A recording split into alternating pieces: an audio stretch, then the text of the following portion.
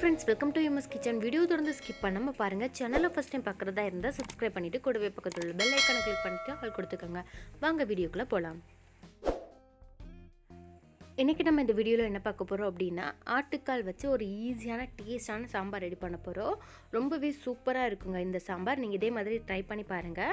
மொச்சையை நீங்கள் முத நாளே நைட்டு ஊற வச்சுருங்க.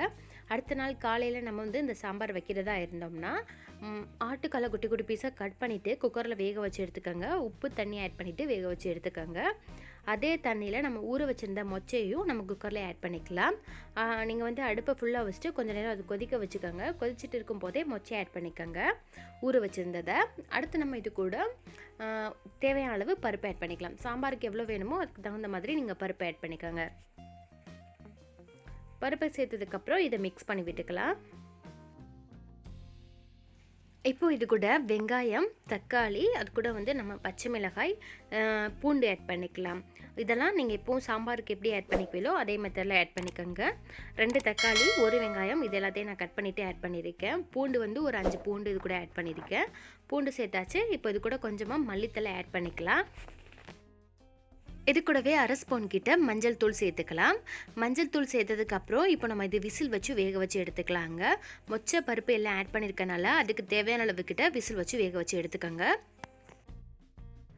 இப்போ இது எல்லாம் வெந்துருச்சு. வெந்ததுக்கப்புறம் நம்ம இது கூட காரத்துக்கு தகுந்த மாதிரி இது கூட நம்ம மிளகாய் தூள் ஆட் பண்ணிக்கலாம்.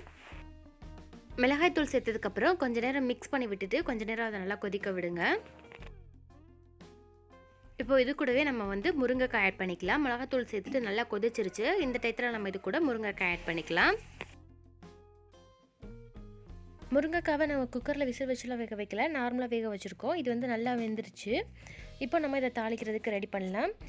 இப்போ ஒரு கடாய் அடுப்பில் வச்சு தேவையான அளவு ஆயில் விட்டுக்கோங்க. ஆயில் நல்லா ஹீட் ஆகட்டும். ஆயில் ஹீட் ஆனதுக்கப்புறம் நம்ம இது கூட கொஞ்சமாக கடுகு ஆட் பண்ணிக்கலாம். அடுத்து நம்ம தேவையான அளவு கிட்ட தாளிக்கிறதுக்கு வெங்காயம் ஆட் பண்ணிவிட்டு அது கூடவே கொஞ்சமாக கருவேப்பிலை சேர்த்துக்கலாம். அவ்வளோதான். இப்போ இந்த வெங்காயம் நல்லா வதங்கட்டும். நல்லா வதங்குற அளவுக்கு இதை நல்லா நம்ம வதக்கிக்கலாம். இது கூட கொஞ்சமாக கருவேப்பிலை ஆட் பண்ணிவிட்டு இதை அப்படியே நம்ம குக்கரில் ஆட் பண்ணிக்கலாம். பருப்பு வெந்துட்டுருக்குல்ல அதில் நம்ம இதை அப்படியே சேர்த்துக்கலாம். அவ்வளோதான். இப்போ நல்லா கொதிச்சுட்டு இருக்குது. இந்த மாதிரி கொதிச்சதுக்கப்புறம் அடுப்பு ஆஃப் பண்ணிவிட்டு நம்ம இதை ஒரு பவுலுக்கு மாற்றிக்கலாங்க. ரொம்பவே டேஸ்ட்டாக இருக்கும். நீங்கள் ஆட்டுக்கால் ஆட் பண்ணிவிட்டு இந்த மாதிரி மொச்சை, முருங்கைக்காய் எல்லாம் போட்டு சாம்பார் மாதிரி வைங்க. ரொம்பவே டேஸ்ட்டாக இருக்கும். இதே மாதிரி நீங்களும் ட்ரை பண்ணி பாருங்கள். இந்த வீடியோ பிடிச்சிருந்துச்சுன்னா லைக் பண்ணுங்கள், கமெண்ட் பண்ணுங்கள். சேனலை ஃபஸ்ட்டு பார்க்குறதா இருந்தால் சப்ஸ்கிரைப் பண்ணிடுங்க. கூடவே பக்கத்தில் பெல் ஐக்கானை கிளிக் பண்ணிவிட்டு ஆள் கொடுத்துக்கோங்க. தொடர்ந்து நம்ம சேனலுக்கு சப்போர்ட் பண்ணுங்கள். ஓகே ஃப்ரெண்ட்ஸ், பாய். இதே மாதிரி இன்னொரு வீடியோவில் மீண்டும் சந்திக்கலாம்.